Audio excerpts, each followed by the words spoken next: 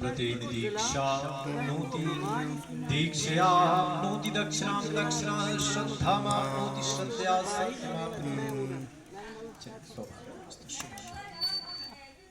वाले को और 60 साल वाले को, किसको किसको 8 वाले और 60 वाले को जो है बड़ी ही ध्यान से बात सुननी चाहिए।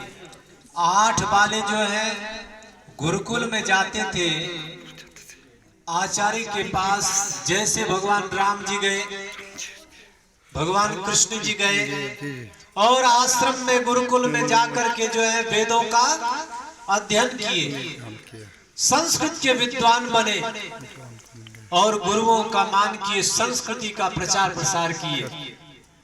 उनके पास ना कोई डॉक्टर की डिग्री थी और ना इंजीनियरिंग का उसके पास डॉक्टर थी। उनके पास एक के पास मर्यादा पुरुषोत्तम का और दूसरे के पास योगेश्वर श्री कृष्ण का।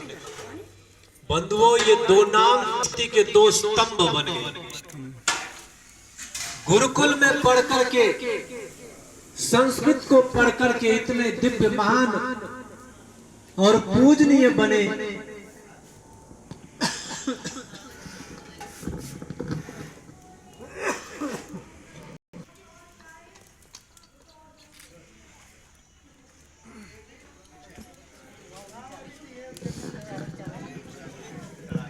जिन लोगों के मन में ये भावना बन गई है कि संस्कृत पढ़ने वाला क्या जानता है, याद रखिए उनको ये भाव बदलना होगा।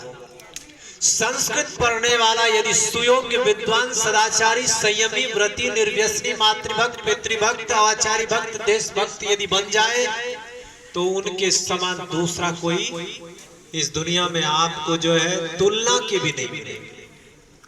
परंतु जो है वो योग्यता, वो समर्पण, वो श्रद्धा, वो सद्भाव, वो संस्कृति का ज्ञान उनके अंदर होने चाहिए। आज भी लोग बड़ी श्रद्धा के साथ बाबाओं को पूजते हैं, परंतु उन बाबाओं ने भोली भाली जनता को कई बार अपने प्रपंच में फंसा करके जो है अनेक प्रकार से लूटते हैं, जिसकी वजह से जो है लोगों की अश्रद्धा गुरुओं के प्रति देखने को मिलती है। परंतु सच्चे गुरु जो है, सच्चे विद्वान जो है, निर्लोभिता से कर्म कराते हैं, उपदेश करते हैं, वो धर्म का ज्ञान देते हैं, धर्म के मार्ग पर चलने की प्रेरणा देते हैं, बच्चों के अंदर समझने का प्रयास करते हैं, जिसकी वजह से आज भी लोग जो है उनके पथ पर चलने के लिए आते होते हैं। तो मर्यादा पुरुषोत्तम भगवान श्री रामचंद्र जी भी गुरुकुल में पढ़े, योगेश्वर श्री कृष्ण महाराज जी भी गुरुकुल में पढ़े। तो आज गुरुकुलों में भेजने के लिए दीदी आपसे कहूंगा, भेज देंगे दोनों बच्चों को गुरुकुल?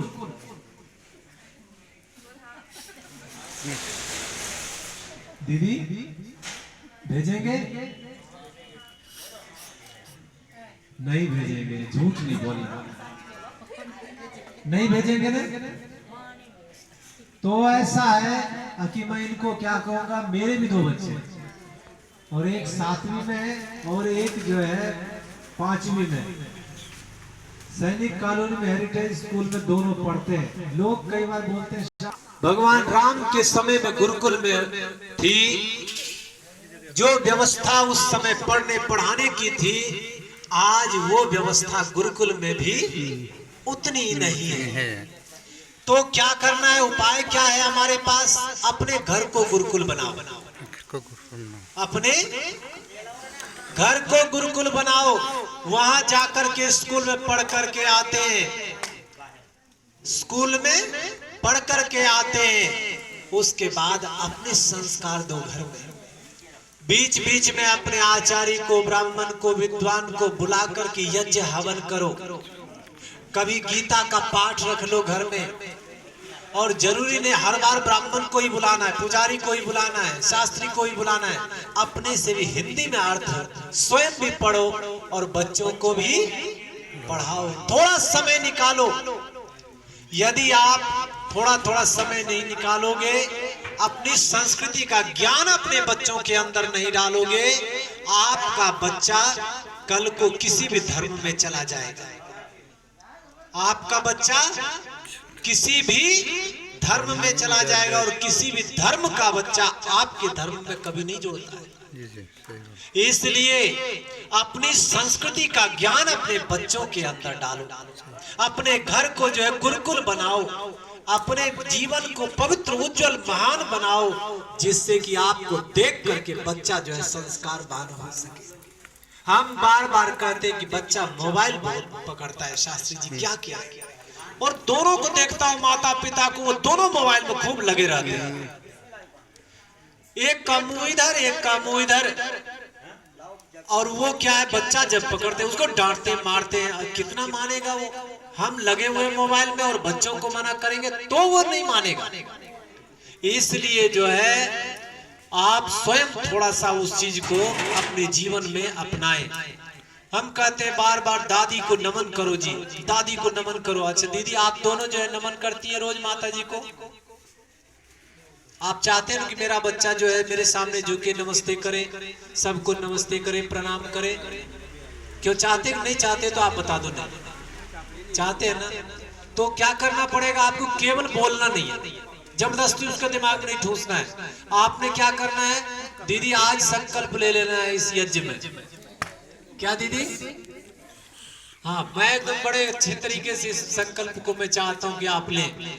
आप अपने बेटे को, मैं सच कह रहा हूं, मैं मुझे इतने छोटे बच्चे प्यारे बच्चे को करने का बड़े दिनों के बाद मौका मिला। नहीं तो यहाँ क्या है रीति रिवाज, तो या बड़े बच्चों का बहुत करवाया हूं, इतने छोटे बच्चों का आज गुरुकुल के बाद पहली बार मौका मिला है। तो मैं ये कहता हूं कि यदि इनको चाहते हैं कि विद्वान भी बने, धैर्यवान भी बने, गुणवान भी बने, बलशाली बने, प्रभावशाली बने, तो आप दोनों का जीवन माँ के चरणों में झुकना चाहिए। माँ बाप से बढ़ कुछ भी नहीं, क्या पैसा क्या मान, माँ बाप के चरणों में ये दुनिया का चारों धाम। यदि आप अपना और अपनों का निर्माण चाहते हो, सुखी संपन्न होना चाहते हो, तो आपको क्या करना पड़ेगा? प्रातः काल उठ के रघुनाथा, मात पिता गुरु नवही अमाथा। आपको प्रातः कालीन वेला में उठ करके अपनी माँ के चरणों में शीश झुकाना पड़ेगा। अच्छा क्या लगता है जी, क्या रोहित जी, मोहित जी, रोहित जी क्या लगता है कीमत? कोई मेहनत ज्यादा, कोई समय ज्यादा? दीदी तो मैं ये चाहूंगी कि आप एकदम बिल्कुल रोज नमन करें माता जी को। अब नहीं बोल रही दीदी, हाँ हाँ कर, अब आवाज आ रही है। तो रोहित जी आपने जो है रोज नमन करना है पूज्या माता श्री को, और दीदी साथ में करेंगी। फिर आपको इन बच्चों को बोलने की जरूरत नहीं होगी, वो अपने आप देख कर, अरे मेरे माता पिता रोज माँ को चरण वंदना करते हैं, वो क्या करेंगे, इनको भी करेंगे, और फिर आपको धीरे धीरे करना प्रारंभ कर देंगे। और जो पेड़ झुकता है ना वो जल्दी टूटता नहीं, और जो झुकता नहीं है वो एकदम से कड़क से टूट जाता है। झुकना सीखे, विनम्रता, विद्या ददाति विनयम। विद्या क्या देती है हमें?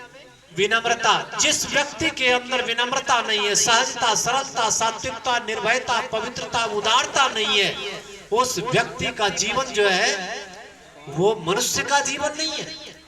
मनुष्य रूपेण मृगाश्चरन्ति, मनुष्य के रूप में जो है वो पशु पक्षी के समान है।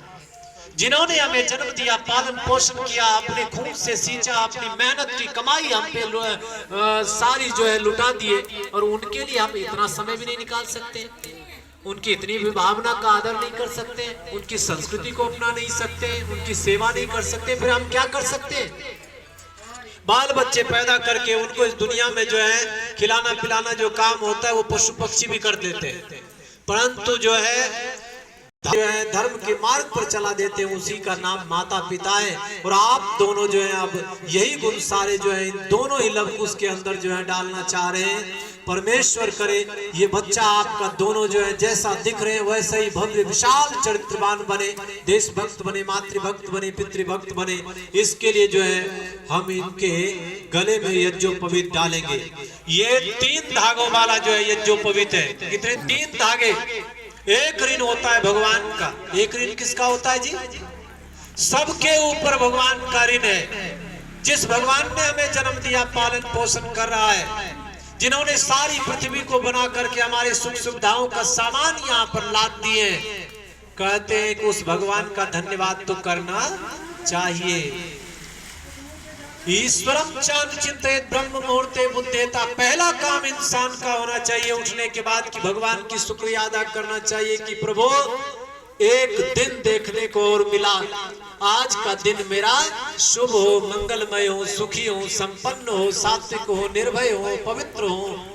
इस प्रकार का जो है भगवान के चरणों में जो है समर्पित होकर के प्रार्थना करनी चाहिए। दूसरा ऋण है, पहली नमस्ते परम पिता को जिसने जगत रचाया है, दूजी नमस्ते माता पिता को जिसने जगत में लाया है। दूसरा जो है नमन माता पिता का जिन्होंने हमें गोद खिलाया है। और तीसरा जो ऋण है वो है ऋषियों का ऋण, विद्या जहां से मिली है, गुरुओं का ज्ञान जहां से मिला है उनका भी ऋण है, प्रकृति का ऋण है। तो इन सब को जो है चुकाने के लिए ये व्रत सूत्र जो है गले में डाला जाता है। मातृवान पितृवान आचार्यवान पुरुषो वेदा, त्रिवेणी का संगम बहुत ही मोक्षदायी माना गया। कहां पे है त्रिवेणी? बनारस में, इलाहाबाद में, परंतु वहां पे जो है अभी एक सूख गया है।